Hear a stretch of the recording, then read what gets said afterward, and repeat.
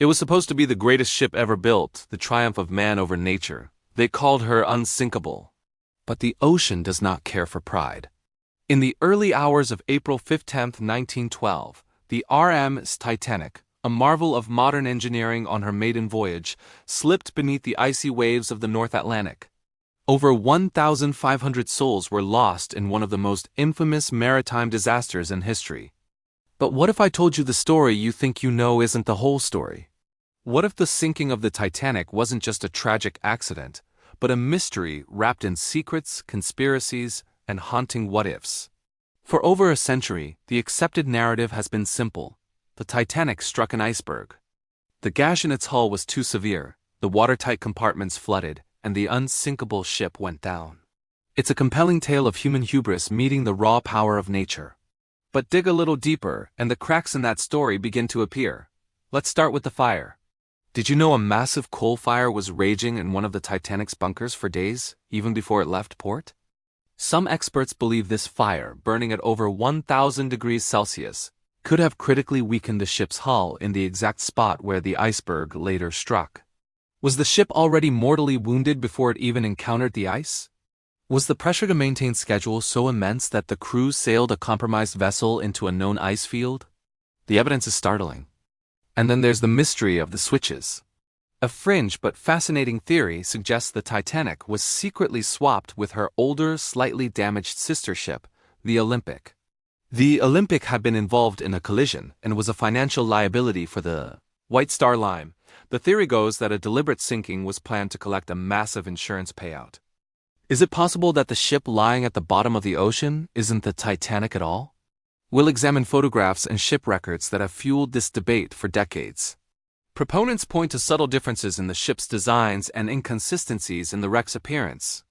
While most historians dismiss this idea, the questions it raises are too intriguing to ignore. Let's talk about the warnings. The Titanic received at least 6 distinct ice warnings on the day of the sinking. 6.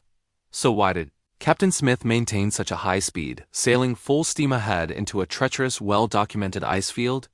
Was it arrogance? Pressure from the company's chairman, J. Bruce Ismay, who was aboard and allegedly wanted to set a transatlantic speed record? Or was something else at play? We'll explore the chain of command, the strange behavior of the radio operators, and the bizarre case of the missing binoculars. A key piece of lookout equipment was locked away and the key was left on shore. A simple mistake or something more sinister? With binoculars, could the lookouts have spotted the iceberg in time to avert disaster? Finally, we delve into the haunting stories of those who were never meant to be on that fateful voyage. Some of the world's wealthiest men, including John Jacob Astor IV, Benjamin Guggenheim, and Isidor Straus, all perished. Intriguingly, these men were reportedly opposed to the creation of the U.S. Federal Reserve. Their deaths conveniently removed major obstacles to its formation just a year later. Coincidence? Or the most elaborate assassination plot in history?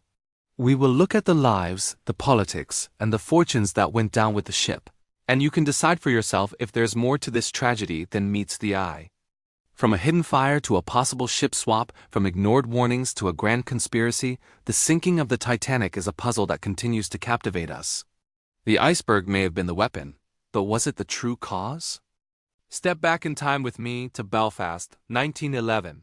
The air hums not with the sounds of a city, but with the relentless clang of steel on steel, the shouts of men, and the hiss of steam.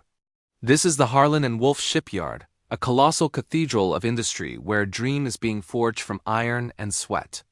Here, a workforce of 15,000 men, a veritable army of riveters, carpenters, and engineers, toil under gray skies, working day and night. Their mission? To build the grandest ship the world has ever seen. She was to be the pinnacle of human achievement, a testament to the Gilded Age's ambition and power. Her name would become a legend, the RMS Titanic. When she was complete, she was not just a ship. She was the largest moving object ever created by human hands. Imagine standing before her, craning your neck to see the top. 9 decks tall, she soared into the sky. Her length stretched an incredible 882 feet, nearly 3 football fields laid end to end. To call her a ship felt like an understatement. The press, struggling to capture her scale, dubbed her a floating city. And why wouldn't they? Step aboard, and you would be forgiven for thinking you had entered a royal palace. The grand staircase, crafted from polished oak and crowned with a magnificent glass dome, cascaded down through the decks. Intricate wrought iron balustrades guided your hand as you descended. Above, crystal chandeliers scattered light like captured stars, illuminating the finest details of the ship's interior. It was a world of unparalleled luxury. The first-class accommodations were opulent beyond belief. Private suites with their own promenade decks offered the wealthy an exclusive slice of the ocean view. The ship boasted a saltwater swimming pool, a Turkish bath, a squash court, and even a fully equipped gymnasium. There were libraries filled with leather-bound books and elegant lounges where passengers could enjoy a quiet afternoon. The smoking room, a male-only sanctuary, was a masterpiece of mahogany paneling and mother-of-pearl inlays, designed to rival the finest gentlemen's clubs in London. Then there was the dining experience. The first-class dining saloon was an enormous, breathtaking space that stretched the full width of the ship. It could seat over 500 guests at once, each diner treated to a 10-course meal prepared by world-renowned chefs. The room was decorated in the Jacobean style, with white-paneled walls and leaded glass windows, creating an atmosphere of pure elegance. Even the second-class facilities on Titanic were superior to the first-class offerings on many other liners of the day. They had their own library, smoking room, and a handsome dining room with its own orchestra. But the Titanic was more than just a playground for the rich. She was a vessel of hope. Down in third class or steerage, hundreds of immigrants were making the journey to a new life in America. They were families from Ireland, Scandinavia, and Eastern Europe, carrying all their worldly possessions in a single trunk. For them, the Titanic wasn't about luxury. It was the vehicle that would transport them from a life of poverty to the promise of the American dream. Their quarters were modest but clean and far better than on older ships. They had their own dining areas, social rooms, and open deck space. On board the Titanic, the dreams of a millionaire industrialist and a penniless farmer sailed side by side, separated by decks but united by the vast expanse of the Atlantic. The architects and builders at Harland and Wolff had poured all their knowledge and skill into her construction. They had designed her with a double-bottomed hull and divided her into 16 watertight compartments. The thinking was that even if 4 of these compartments were breached, the ship would remain afloat. This innovative design led her owners, the White Star Line, and the public to believe she was practically invincible. The word unsinkable was whispered in the shipyards, printed in newspapers, and became part of the ship's mythos before she ever set sail. It wasn't just a marketing slogan. It was a statement of faith in modern technology and human ingenuity. As she was launched into the water for the first time, a massive crowd cheered. She was a symbol of progress, a marvel of engineering that promised a new era of safe, fast, and luxurious transatlantic travel. The Titanic represented the peak of confidence, a belief that humanity had finally conquered the forces of nature. Kings, millionaires, famous artists, and hopeful immigrants all booked their passage, eager to be a part of her maiden voyage. She was more than a ship. She was a floating testament to the ambition of an entire age. But the ocean is a powerful and unpredictable force. It doesn't care for human pride or grand designs. Out in the vast, dark expanse of the North Atlantic, where the water is freezing and the silence is absolute, nature holds its own secrets. And on the ocean, there is no such thing as invincible. The greatest dream of the era was about to meet its worst nightmare, in a place where no one could have ever imagined. The floating city, the palace on the waves, was sailing towards a destiny written not in blueprints, but in ice. April 10, 1912, Southampton, England. The air crackles with an electric energy, a mixture of pride, excitement, and the salty tang of the sea. Imagine the scene. A colossal silhouette dominating the skyline, 4 immense funnels standing like sentinels against the pale spring sky. This is her, the RMS Titanic. She isn't just a ship. She's a declaration, a floating palace of steel and rivets, the largest moving object ever created by human hands. They called her the Ship of Dreams, and on this day, the dream was about to set sail. Throngs of people crowd the docks at berth 44. It's a spectacle unlike any other. You can almost hear the buzz of 1,000 conversations, the shouts of the dock workers, the distant clang of a bell. For those not sailing, it's a historic moment to witness. For those about to board, it's the beginning of a grand adventure. The sheer scale of the ship is breathtaking. Stretched out for nearly 900 feet, She's longer than 4 city blocks, a behemoth of luxury and engineering prowess. Her gleaming white superstructure rises deck upon deck, promising a world of elegance within. As the boarding begins, a tale of two worlds unfolds on the gangways. First, the elite. The first-class passengers arrive in a parade of finery. Men in tailored suits and bowler hats, women adorned in silks, feathers, and pearls. Their luggage, a mountain of leather trunks, is handled by porters. These are the titans of industry, the landed gentry, the celebrities of their day. They step aboard with an air of casual ownership, accustomed to the very best the world has to offer. For them, the Titanic is not just a mode of transport. It's a social event, a floating extension of their opulent lives. They are heading not just to New York but to another party, another business deal, another season of high society. Then, there's another stream of humanity, equally hopeful but worlds apart in circumstance. These are the third-class passengers, the families and individuals who have scraped together everything they own for this one chance. They arrive on foot, their worldly possessions clutched in small, battered trunks or bundled in cloth. You can see the dreams etched on their faces. They are farmers, laborers, and artisans from across Europe, leaving behind poverty and persecution for the promise of America. Their children, wide-eyed and clutching their parents' hands, gaze up at the giant ship with a mixture of awe and trepidation. For them, America is a land of opportunity, of streets paved with gold, and the Titanic is their chariot to that new life. They are the heartbeat of this journey, the embodiment of the hope that fueled an entire era of migration. At the helm of this magnificent vessel is Captain Edward Smith, a man with a commanding presence and a long, distinguished career with the White Star Line. He's known as the millionaire's captain for his popularity with the wealthy clientele. This voyage is meant to be his crowning achievement, the final glorious chapter before a well-earned retirement. He steps onto the bridge, the very picture of confidence, ready to command the finest ship in the world on her maiden voyage. Also on board is J. Bruce Ismay, the chairman of the White Star Line. The Titanic is his brainchild, his triumph. He walks the decks not as a passenger, but as a proud owner, inspecting every detail, his chest puffed with pride. This ship is the culmination of his ambition, a symbol of his company's dominance on the North Atlantic. He envisions a swift, headline-grabbing crossing that will solidify the Titanic's legendary status from the outset.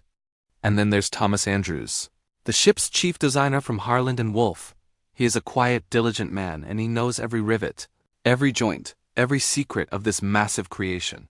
He carries his detailed blueprints with him, constantly making notes, looking for any small improvement. He is confident in his design, particularly the innovative watertight compartments he believes make the ship virtually unsinkable. He is on board to ensure everything runs perfectly, the proud architect overseeing his masterpiece. These men, the captain, the chairman, the designer, form the trinity of command and creation, each with his own hopes and responsibilities tied to the ship's fate. They stand on the decks, looking out at the cheering crowds, masters of their floating universe. The clock strikes noon. The final goodbyes are shouted from the quay. A deep, resonant blast from the Titanic's steam whistles echoes across the harbor, a sound so powerful it can be heard for miles. It's a sound of departure, of beginnings, of power unleashed. Slowly, majestically, the mooring lines are cast off. The tugboats strain, nudging the colossal ship away from the dock. There is a collective gasp from the crowd as a sliver of water opens between the hull and the land. As she moves into the Solent, the channel leading to the open sea, the ship's own engines take over. The massive propellers begin to churn the water into a frothy wake. The ship's band strikes up a cheerful tune, the music drifting across the water to the waving crowds on shore. It's a picture of perfect, triumphant departure. The four great funnels begin to belch plumes of dark smoke, a sign of the immense power being generated deep within her belly. For the over 2,200 souls on board, a new reality begins. The world they knew shrinks to a speck on the horizon. Ahead lies the vast, open Atlantic. Passengers explore their new home, finding their cabins, marveling at the grand staircase, the swimming pool, the Parisian cafes. A sense of shared adventure unites them all, from the millionaire and his parlor suite to the young family in their modest third-class cabin. The ship glides forward, a beacon of human ingenuity and aspiration. But as the coast of England fades into memory, a silent, unseen destiny awaits them in the icy waters far to the west. For most of these passengers, this glorious beginning is also the beginning of the end. Their first voyage on the ship of dreams would tragically be their last. Imagine it. April 10th, 1912. The air in Southampton, England, is electric. A crowd gathers, their faces turned upward in awe. Before them stands a marvel of the modern age, a titan of steel and rivets, gleaming under the spring sun. This is the RMS Titanic, the largest moving object ever built by man, on the verge of her maiden voyage. She isn't just a ship, she's a promise. A promise of a new era of luxury, speed, and above all, safety. They called her Unsinkable, a floating palace destined for New York, carrying the dreams of over 2,000 souls. As the mighty horns bellow, shaking the very ground, the Titanic gracefully pulls away from the dock. On the polished upper decks, a world of opulence unfolds. Men in tailored suits and women in elegant dresses stroll along the promenade, the sea breeze catching the feathers in their hats. Laughter and the clinking of champagne glasses drift from the grand cafes. This is the realm of the Astors, the Guggenheims, the Strausses, the titans of industry and society, for whom this voyage is the ultimate statement of status. They are living in a dream, a gilded bubble floating across the calm Atlantic. Down below, in the heart of the great ship, a different world hums with life. Here, in the simpler, crowded quarters of the third class, is where the true hope of the Titanic resides. Families from Ireland, Scandinavia, and Eastern Europe huddle together, their life savings packed into worn trunks. They are leaving everything they've ever known behind for a chance at a new beginning in America. The air is thick with the scent of boiled cabbage and the sound of a dozen different languages. At night, fiddles and accordions strike up, and the sounds of folk songs and lively dances echo through the corridors. A vibrant tapestry of hope and anticipation woven beneath the steady thrum of the giant engines. For 4 days, the journey is a picture of tranquility. The Titanic cuts through the Atlantic waves with unwavering confidence. By day, passengers enjoy the ship's amenities: the saltwater swimming pool, the state-of-the-art gymnasium, the squash court. Evenings are for grand dinners in the first-class dining saloon, an immense, ornate room that rivaled the finest restaurants in Paris or London. Course after course of exquisite food is served on fine china, while the ship's orchestra plays gentle waltzes. The rhythm of the voyage is peaceful, predictable. The ocean is calm, the sky is clear, and the future seems as bright and limitless as the star-dusted horizon. But on the night of April 14th, something changes. A subtle yet unsettling shift in the atmosphere. The temperature plummets. The sea, which had been a gentle, rolling expanse, becomes unnervingly still. It's like a mirror of black glass, reflecting the stars with an eerie, perfect clarity. Experienced sailors on board feel a prickle of unease. A sea this calm often means one thing: ice. The air grows cold, sharp, biting. On the bridge, the officers are aware they are entering a known ice field. But the ship steams ahead at a brisk 22 knots. Confident in her strength and the keen eyes of her lookouts. High above in the crow's nest, 2 men, Frederick Fleet and Reginald Lee, scan the darkness. The night is moonless, and the cold is so intense it feels like needles on their skin. Their eyes strain, searching the black void ahead. Suddenly, Fleet sees it. A shape, darker than the surrounding darkness, looming directly in the ship's path. It's not large at first, but it grows with terrifying speed. At 11:40 p.m., his voice, hoarse with panic, slices through the quiet night. He grabs the lanyard for the warning bell, and 3 sharp, frantic clangs ring out across the ship. He picks up the telephone to the bridge. The words tumble out, a cry of pure dread. "Iceberg, right ahead." On the bridge, the alarm sends a jolt of adrenaline through First Officer Murdoch. His orders are immediate, instinctive: hard a starboard. He yells to the helmsman, who spins the massive wheel with all his might. "Stop engines! Full astern!" In the engine room, the telegraph bells clang, and engineers scramble to reverse the gigantic propellers. A maneuver that sends a shudder through the entire vessel. For a heart-stopping 37 seconds, the world seems to move in slow motion. The massive ship begins to turn, her bow slowly, agonizingly, swinging to port. It seems like they might just miss it. But the iceberg is a mountain of ancient frozen ice, most of it hidden beneath the dark water. It's too big, and they are too close. Instead of a head-on collision, the ship's starboard side makes contact. It's not a loud, crashing bang as one might expect. Instead, it's a long, grinding, sickening scrape. A sound like a giant tearing a sheet of metal. On the upper decks, some passengers feel a slight jolt, a gentle vibration, and dismiss it. But below the waterline, the damage is catastrophic. The iceberg has opened up the ship like a can opener, puncturing 6 of her 16 watertight compartments. Water begins to pour in. Not with a trickle, but with the force of a raging river. Seawater, just below freezing, cascades into the boiler rooms, forcing the firemen and stokers to flee for their lives. The ship's designer, Thomas Andrews, is summoned to the bridge. After a quick inspection of the damage, his face is pale. The math is simple, and it is brutal. The Titanic can stay afloat with her first 4 compartments flooded, but not 6. He delivers the grim verdict to Captain Smith. The unsinkable ship is mortally wounded. She has, at best, 2 hours to live. The promise of the Titanic is broken.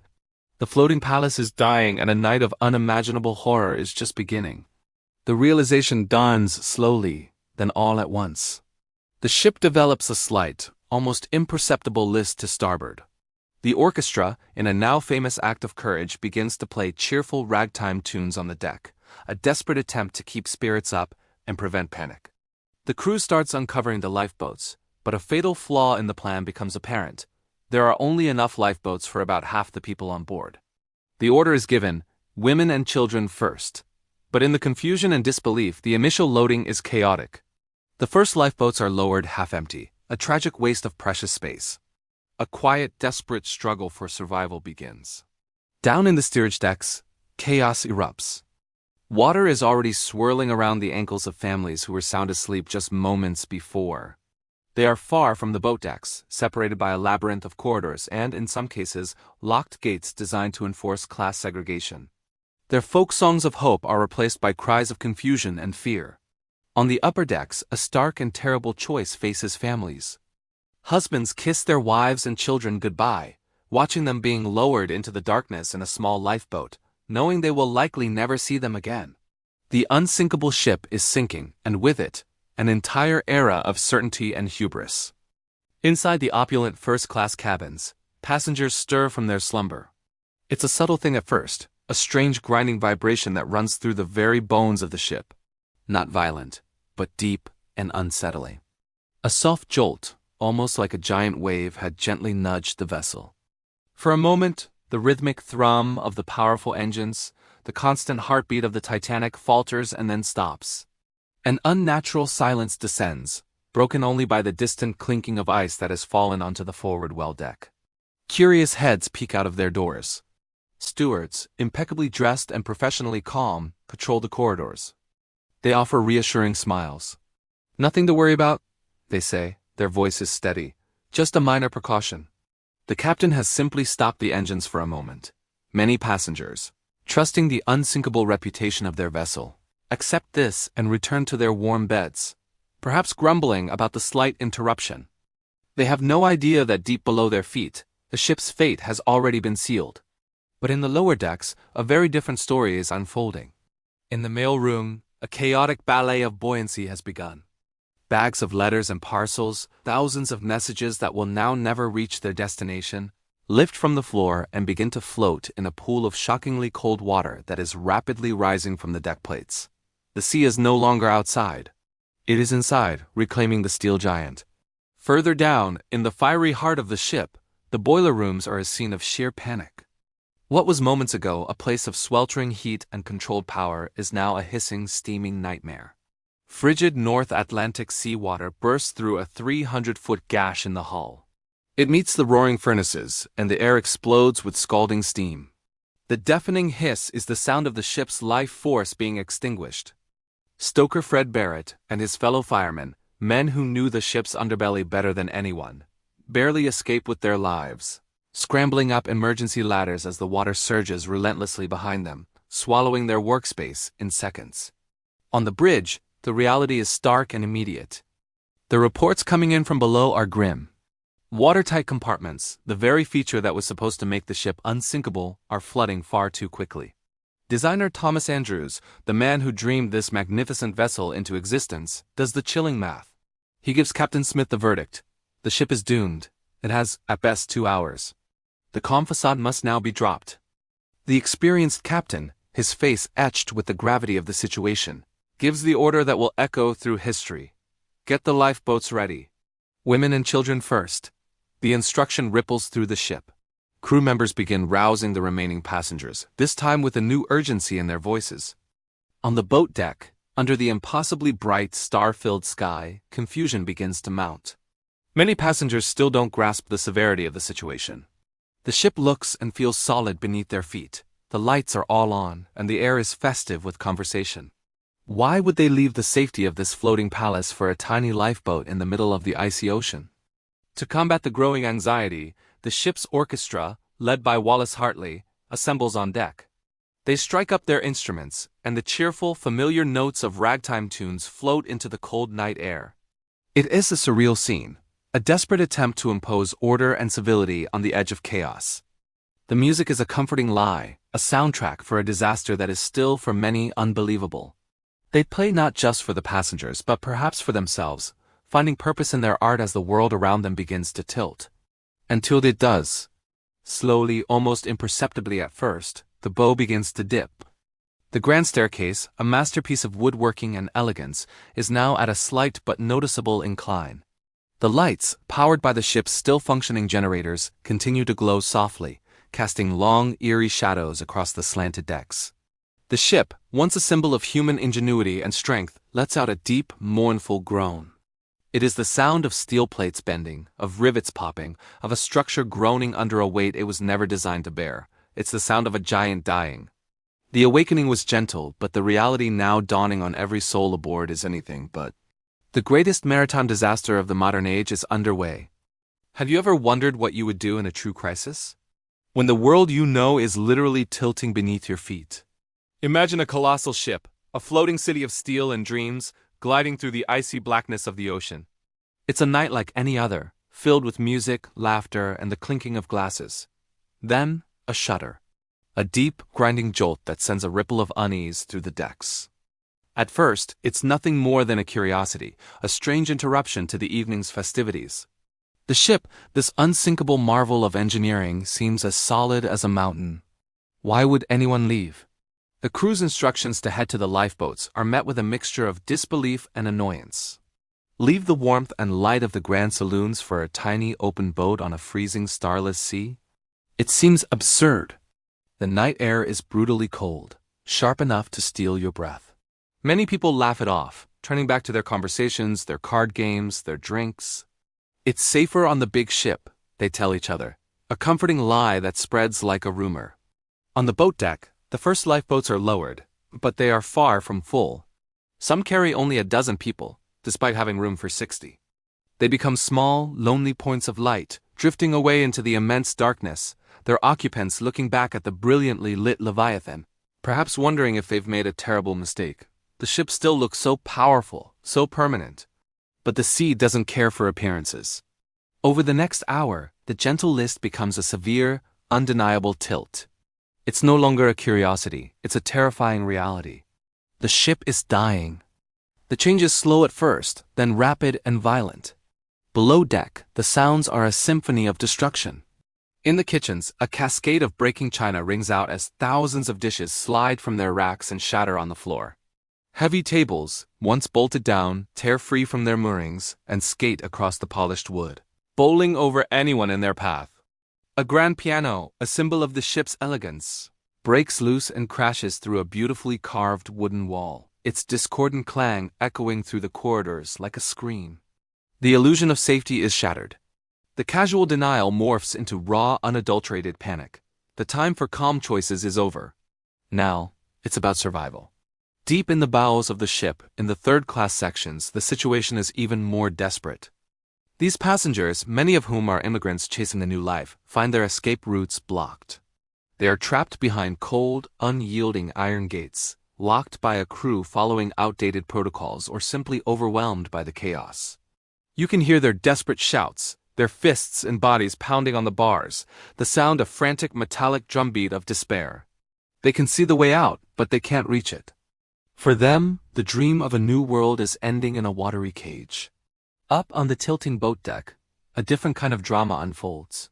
Here, the first-class passengers, the wealthiest and most powerful people on board, stand wrapped in their furs and finest coats. Just hours ago, their wealth could buy anything, command anyone, open any door. They lived in a world insulated by money and privilege. But now they watch in a state of stunned silence.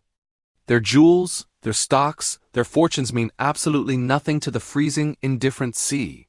The ocean is the great equalizer. It doesn't recognize status or bank accounts.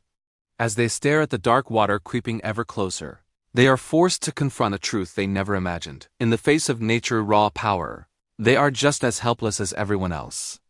The ship groans, the lights flicker, and in the shared terror of that moment, all social divides dissolve. The final moments are a blur of noise and chaos. The roar of the ship breaking apart, the screams of those left behind, the cries of people sliding down the near-vertical decks into the icy water. It's a primal, terrifying scene. The lifeboats, now a safe distance away, are filled with the lucky few. They can only watch, horrified, as the magnificent vessel that was their world disappears bow first into the abyss, its stern rising high into the air before its final, thunderous plunge. For a few minutes, the night is filled with the voices of over 1,000 people struggling in the freezing water. Then, an eerie, haunting silence falls, broken only by the quiet sobbing of the survivors. In the aftermath, as the sun rises on a sea of wreckage, the stories begin to emerge. Stories of cowardice and heroism, of selfishness and sacrifice. Husbands who kissed their families goodbye and stood back to allow others to take their place. Mothers who refused to be separated from their children. People who gave up their spots in lifeboats, choosing a certain fate to give another a chance at life. And there were others, those who pushed and shoved, who thought only of themselves. In those few short hours, the true character of every person on board was laid bare. The disaster became a stark and tragic test of humanity. What can we learn from this? It's a powerful reminder that the things we often value most, wealth, status, material possessions, are fragile. They can be swept away in an instant. What truly matters, what endures, is our character, our compassion, and the choices we make when faced with the ultimate test. It teaches us about the danger of arrogance, the belief that we are invincible, that our creations cannot fail. Nature will always have the final say. It also highlights a timeless social commentary. The locked gates in third class weren't just a physical barrier. They were a symbol of a system that valued some lives more than others, a fatal inequality that had devastating consequences. When you look at the old faded photographs of the passengers, you see faces filled with hope and excitement, completely unaware of the fate awaiting them. They were people just like us, with families, dreams, and futures they thought were certain. Their story is a humbling and timeless lesson. It forces us to ask ourselves, what would I have done? Would I have been brave? Would I have been kind? In the end, it's not about judging their choices from the safety of our time, but about learning from them. It's about remembering that in any crisis, big or small, it is our humanity, our capacity for courage and compassion, that truly defines us. April 14, 1912. The RMS Titanic, a marvel of modern engineering, slices through the calm, icy waters of the North Atlantic. On board, more than 2,000 souls are wrapped in the warmth and opulence of the grandest ship ever built. It's a floating city, a beacon of human achievement, dubbed Unsinkable by its creators and the press. For 4 days, the journey from Southampton has been a dream. Passengers in first class dine on extravagant meals and waltz in magnificent ballrooms, while those in third class, filled with hope for a new life in America, share stories and songs. The air is electric with optimism. The ship is a symbol of a new era, a testament to mankind's mastery over nature. But as night falls on the 5th day, the atmosphere begins to change.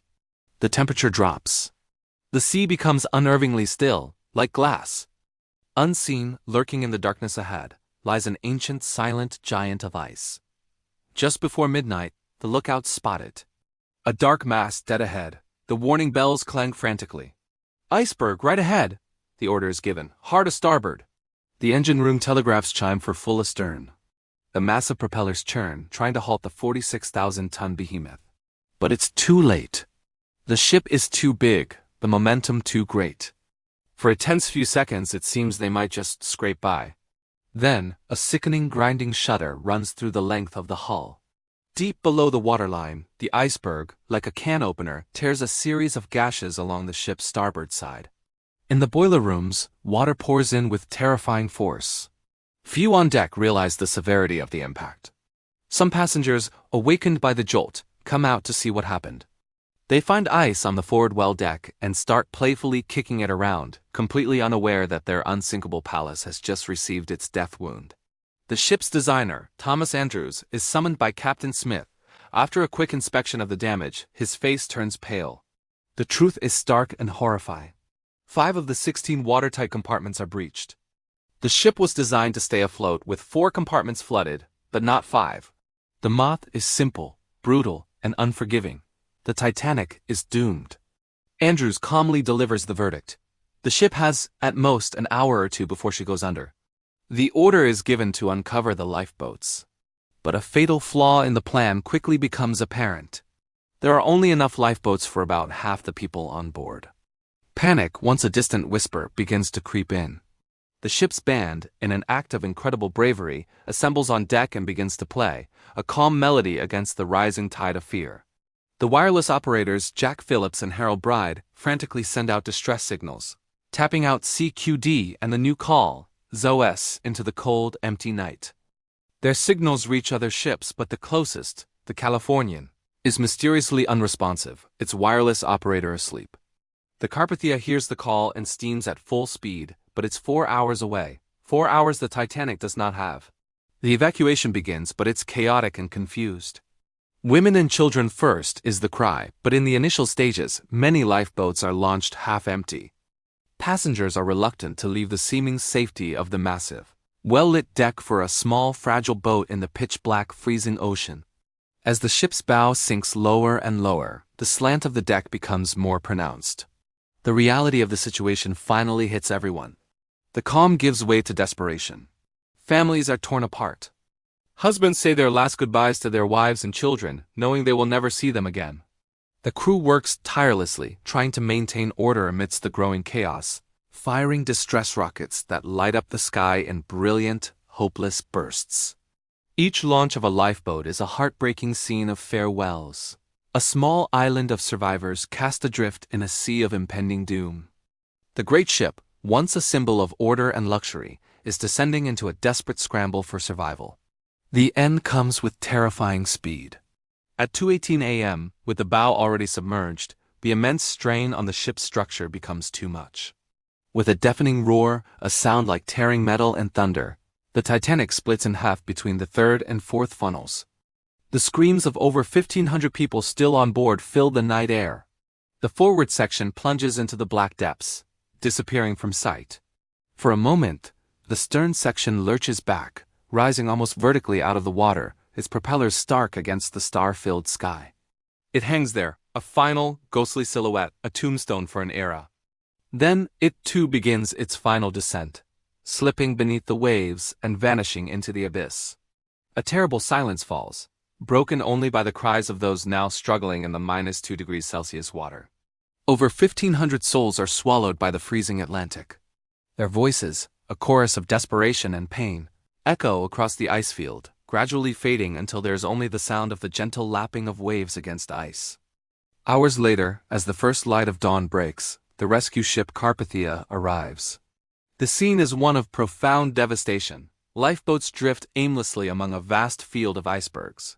The water is littered with wreckage, deck chairs, wooden planks, and the frozen bodies of those who did not find a place in the boats. The 705 survivors, huddled together under blankets, can only stare in numb disbelief at the spot where the grandest ship in the world once sailed. The dream had become a nightmare. The Unsinkable was gone, taking with it over 1,500 lives and the world's naive faith in technology. The sinking of the Titanic was more than just a maritime disaster. It was a watershed moment that shook the world to its core. It's a story of human ambition, of class division, of incredible bravery, and of fatal arrogance. It reminds us that no matter how advanced we become, we are always at the mercy of nature's immense power. The echoes of that night still resonate today, a timeless and tragic lesson about hubris, heroism, and the fragility of life. Thank you for joining us on this solemn journey back in time. The story of the Titanic is a powerful reminder of the human stories behind historical events.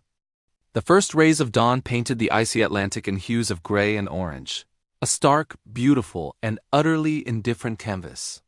On the deck of the RMS Carpathia, a strange silence had fallen, broken only by the chugging of the engines and the quiet, desperate sobs of the living. It was April 15, 1912. Just hours before, the night had been torn apart by screams, by the horrifying groan of metal, and by the final deafening roar of a giant surrendering to the deep. Now there was only the vast, empty ocean. Wrapped in borrowed blankets and whatever warm clothing the Carpathia's crew and passengers could spare, the survivors stood like ghosts. They weren't looking at each other, not really. Their eyes, wide with a shock that had yet to thaw, were all fixed on one point on the horizon. They stared back at the place where the lights had gone out, where the music had stopped, where the grandest ship in the world had simply vanished beneath the waves. They were staring at a grave. A little boy no older than 5 clutched his mother's hand, his small face streaked with tears and soot. He didn't cry out. He just watched, his tiny mind trying to comprehend the incomprehensible. Beside them, a man in a half-buttoned dinner jacket, a millionaire just yesterday, now had nothing but the clothes on his back and the chilling memory of the water's embrace. He shivered, not just from the cold, but from the specter of what he had endured. The crew of the Carpathia moved among them with a gentle reverence, offering cups of hot broth and coffee, their own faces etched with a mixture of pity and awe. They had raced through an ice field at reckless speeds, risking their own lives to answer a call for help. But they had arrived too late for most. Of the more than 2,200 souls aboard the Titanic, they had managed to pull just over 700 from the lifeboats bobbing in the freezing darkness. Each survivor had a story, a unique fragment of the larger nightmare. There was the young bride who had been pushed into a lifeboat, her last sight of her husband a brave smile and a wave from the tilting deck.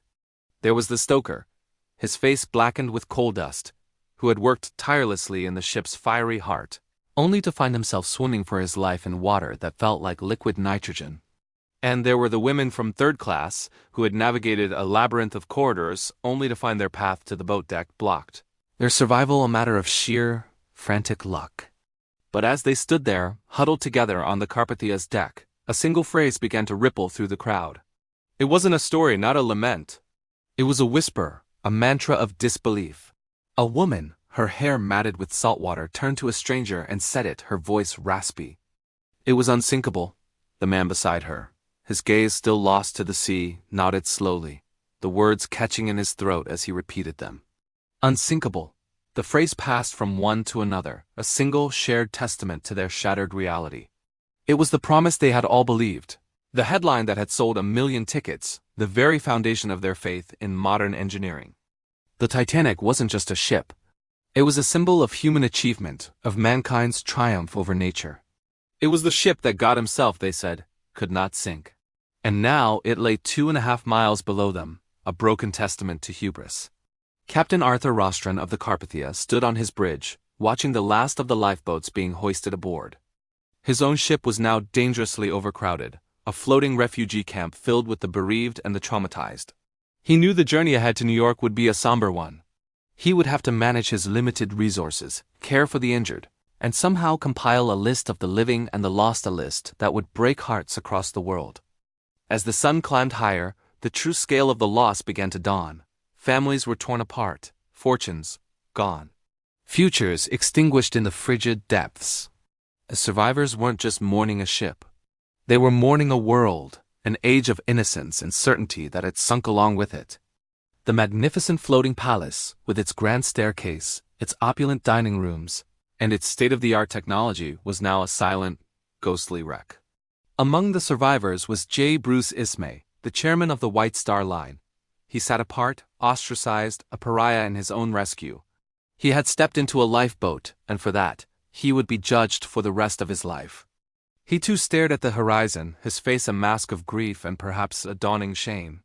The unsinkable ship was his creation, his triumph, and now his eternal disgrace. The whispered words continued, a ghostly chorus against the sound of the wind and waves. It was unsinkable. It was a statement of fact that had become a question, an accusation, a lament. How could this have happened? How could the pinnacle of human ingenuity be defeated by a piece of ice? The world had been so sure of itself, so confident in its progress. That confidence now lay at the bottom of the Atlantic. The Carpathia turned, its prow pointing west towards New York. As the ship began to move, the survivors didn't turn away. They kept watching, as if by staring hard enough, they could somehow reverse time, could see the proud four funnels of the Titanic rise again from the waves. But there was nothing. Only the cold, gray water, a vast and unforgiving tombstone for 1,500 souls. The dawn had come, but for those on the deck of the Carpathia, the darkness of that night would never truly end. They were the lucky ones, the ones who lived to tell the tale. And the tale began with a single haunting refrain, repeated over and over, into the cold morning air. It was unsinkable. Thank you for joining us on this look back at a truly somber moment in history. The story of the Titanic and its survivors is a powerful reminder of both human fragility and resilience. Pride built her, arrogance doomed her. And the ocean took her, as it takes everything that forgets humility. The Titanic still lies in her grave 2 miles beneath the sea, her decks silent, her halls empty, her chandeliers coated in silt. But sometimes divers say they hear faint music in the deep. A violin playing for those who never came home. For over a century, the story of the RMS Titanic has captivated us. It's more than just a shipwreck. It's a chilling reminder of human ambition versus the raw, untamable power of nature. When she set sail on her maiden voyage from Southampton on April 10, 1912, she was the largest ship afloat, a floating palace of steel and luxury. They called her the Ship of Dreams, a marvel of modern engineering, a testament to what humanity could achieve. Her builders, her owners, even her captain, were caught in the spell of her perceived invincibility. She was famously and fatally declared unsinkable. This declaration wasn't just marketing. It was a reflection of the era's boundless confidence. The Industrial Revolution had created a sense of mastery over the natural world. Railways crisscrossed continents, steel behemoths like the Titanic were conquering the oceans, and for a moment it seemed there were no limits. On board, this confidence was mirrored in the ship's very structure. First-class passengers strolled through opulent lounges, dined in a restaurant that rivaled the finest in Paris, and slept in suites adorned with intricate woodwork and fine fabrics. Down in the third class or steerage, hundreds of immigrants were packed together, dreaming of a new life in America, their hopes and fortunes tied to the success of this single voyage. They were all aboard the same ship, but living in vastly different worlds. A floating microcosm of the rigid class structure of the time, the first few days of the voyage were idyllic. The sea was calm, the skies were clear, and the Titanic sliced through the Atlantic with effortless grace. Passengers socialized, marveled at the ship's grandeur, and sent telegrams to shore boasting of their journey on the world's most magnificent vessel. But as they steamed deeper into the North Atlantic, the air grew colder. Warnings of icebergs began to crackle over the ship's Marconi wireless system. One message, then another, then several more. But in the hubris of the moment, these warnings were not given the weight they deserved. The ship was behind schedule, and the pressure to make a record-breaking crossing was immense. The Titanic continued to race through the darkness at a speed of nearly 22 knots, a metal giant hurtling towards an unseen destiny. Then, on the freezing, moonless night of April 14th, just before midnight, a lookout spotted it. A dark mass, dead ahead. "Iceberg, right ahead!" The warning bell rang out. The bridge officers reacted instantly, ordering the engines reversed and the helm turned hard to starboard. But it was too late. The ship was too large, moving too fast. The iceberg, a silent mountain of ancient ice, scraped along the Titanic's starboard side, not with a catastrophic crash, but with a quiet, ominous grinding. Below the waterline, rivets popped and steel plates buckled, opening up 6 of the ship's 16 watertight compartments to the icy Atlantic. The unsinkable ship was mortally wounded. The very design meant to keep her afloat, the compartmentalization could only save her if no more than 4 compartments were breached. Her fate was sealed. What followed was a slow, horrifying descent into chaos. At first, many passengers didn't even realize the severity of the situation. They felt a slight shudder, nothing more. Some were annoyed at being woken and told to put on life jackets. But as the ship's bow began to dip noticeably and the slant of the deck grew steeper, denial gave way to a creeping dread, and then to outright panic. The order was given, women and children first. But here the ship's fatal flaw was laid bare. The Titanic carried lifeboats for only 1,178 people, roughly half the number of souls on board. This wasn't illegal. It was compliant with outdated safety regulations. But it was a death sentence for over 1,500 people. The launch of the lifeboats was a desperate, often disorganized affair. Some boats were launched half-empty in the initial confusion, while crew members struggled to maintain order on the increasingly crowded and tilted decks. We hear stories of incredible bravery and heartbreaking sacrifice. Millionaire John Jacob Astor placed his young pregnant wife into a lifeboat and calmly stepped back, knowing he would not see her again. Benjamin Guggenheim and his valet changed back into their evening wear, stating, "We've dressed up in our best and are prepared to go down like gentlemen." And of course, there was the ship's orchestra. Led by Wallace Hartley, the musicians famously continued to play on deck. Their calm, elegant music, a surreal counterpoint to the rising chaos. They played to soothe the terrified passengers, a final act of grace as the ocean closed in. They all went down with the ship. In just 2 hours and 40 minutes, the great ship was gone. The stern rose high into the air, silhouetted against the starry sky, before plunging into the depths. Those left in the water, over 1,000 people, were plunged into an ocean just below freezing. Their cries for help echoed across the silent, dark expanse, a sound that would haunt the survivors for the rest of their lives. By the time the rescue ship, the Carpathia, arrived on the scene, there was only silence. It picked up the 706 survivors shivering in the lifeboats, the only ones left from the more than 2,200 who had set sail. For 73 years, the Titanic's final resting place remained a mystery. She was a legend, a ghost story whispered on the winds of the Atlantic.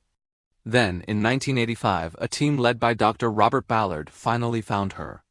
The first images sent back from the submersible were haunting. There she was, sitting upright on the seabed, her grand staircase gone, her funnels collapsed, but her form still recognizable. It was a tomb, perfectly preserved in the cold, dark, high-pressure environment 2.5 miles down. Rusticles like frozen tears of iron dripped from her hull.